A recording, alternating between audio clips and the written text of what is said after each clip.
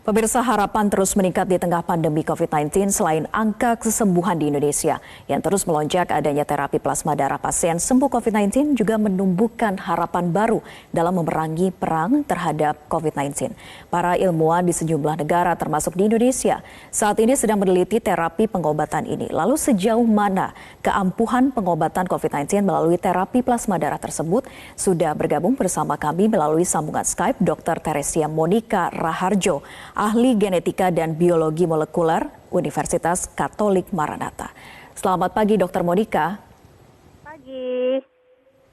Ya, dokter, kita ketahui belakangan ini di Indonesia sudah mulai melakukan pendonoran plasma darah dari pasien yang sudah sembuh dari COVID-19 kepada pasien yang masih positif COVID-19. Lalu sebetulnya seberapa efektif pengobatan semacam ini? Pengobatan semacam ini, yaitu terapi plasma konvalesen, itu mempunyai efektivitas yang cukup tinggi bila dilakukan dengan cara yang baik dan benar, Vera. Jadi, kita harus memperhatikan bagaimana terapi ini diberikan, waktu diberikan, dan kondisi donor, serta kondisi daripada resipien atau penerima daripada terapi plasma tersebut. Sehingga efektivitas daripada terapi plasma ini dapat mencapai hasil yang maksimal. Baik, artinya Anda meyakini ketika memang kriterianya tepat, ini bisa menyembuhkan pasien COVID-19? Ya, betul. Baik, sampai dengan sejauh ini kan masih dilakukan pengujian ya sebetulnya. Apakah juga ada potensi bahayanya ketika pemberian plasma darah ini tidak tepat sasaran ataupun juga tidak semua kriteria yang menderita ataupun juga yang positif COVID-19 ini bisa diobati dengan plasma darah? Bila diberikan sesuai dengan kriteria dan diberikan pada saat dan waktu yang tepat dengan kriteria donor dan resipien yang benar-benar terseleksi dengan baik, maka terapi ini merupakan terapi yang relatif aman dan mempunyai angka efektivitas yang tinggi. Nah, tetapi kalau misalnya kita harus lihat ada persyaratan donor dan resipien yang harus kita penuhi. Persyaratan donor yang harus kita penuhi adalah donor tersebut harus positif PCR, confirm bahwa dia menderita itu COVID-19. Kemudian yang kedua yaitu dia harus 14 hari bebas daripada gejala. Setelah itu 14 hari bebas dari gejala dia harus mengalami tes PCR 2 kali negatif.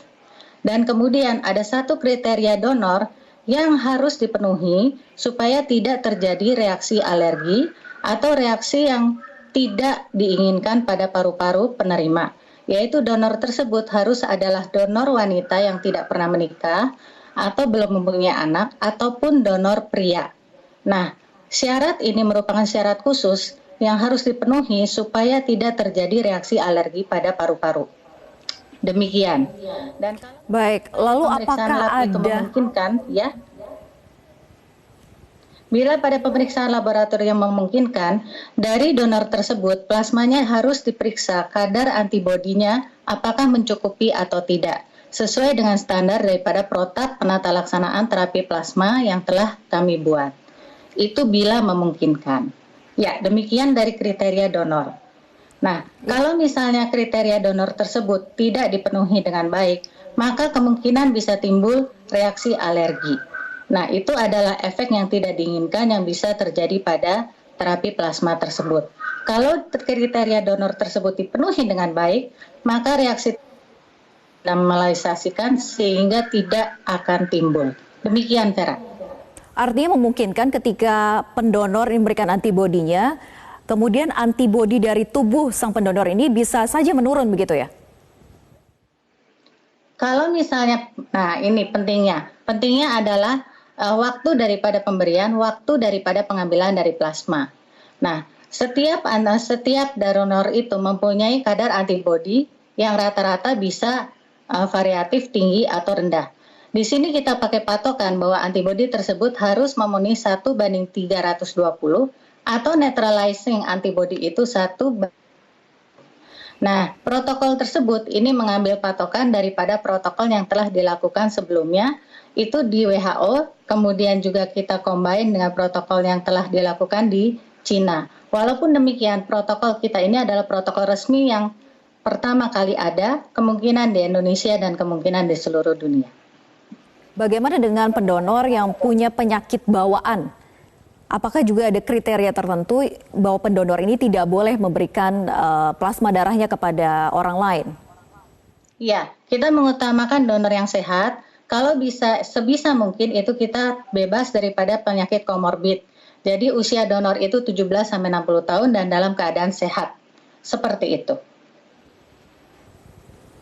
Baik, kemudian bagaimana jika kepada pasien yang saat ini kondisinya sudah mengalami komplikasi? Seberapa besar pengaruh dari plasma darah ini bisa membantu kesembuhan dari pasien itu?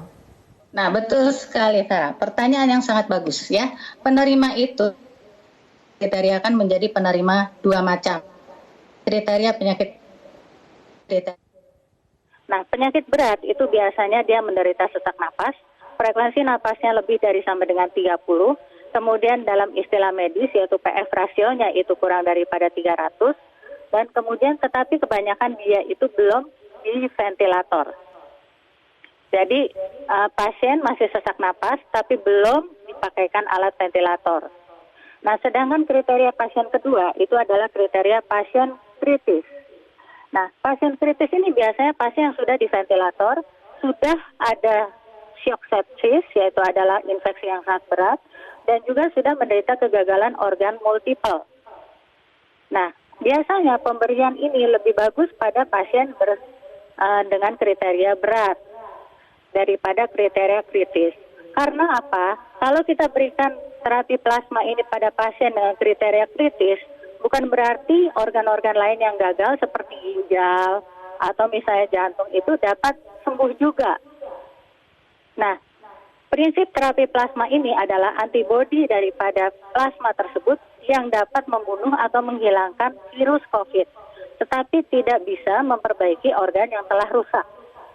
Jadi kalau misalnya pasien itu sangat kritis datang ke rumah sakit, dia udah saturasi oksigennya itu kurang bagus, kemudian dia juga udah menderita kekurangan oksigen lama, sehingga organ-organ seperti ginjalnya mengalami kerusakan.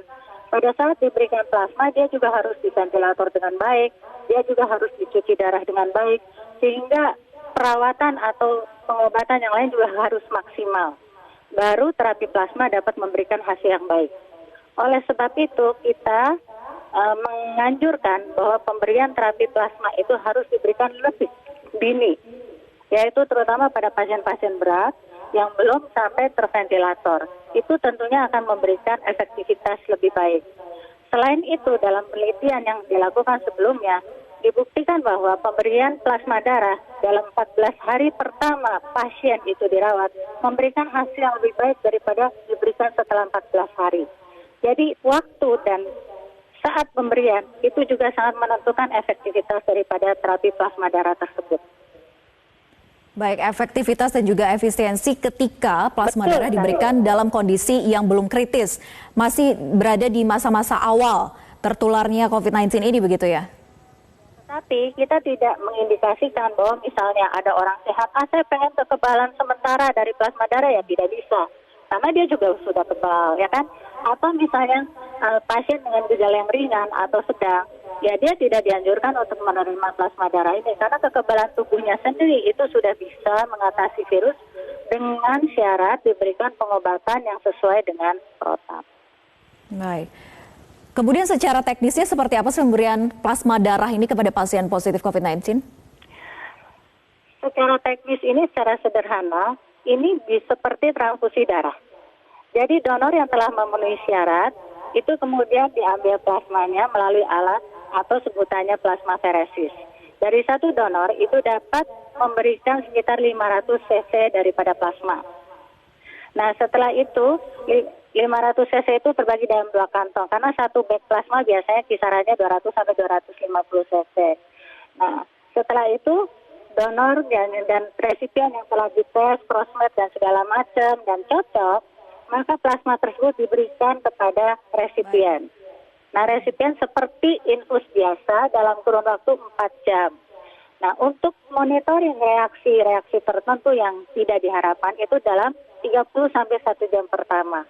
Kalau misalnya semua dilakukan dengan lancar, maka transfusi plasma selesai dalam 4 jam.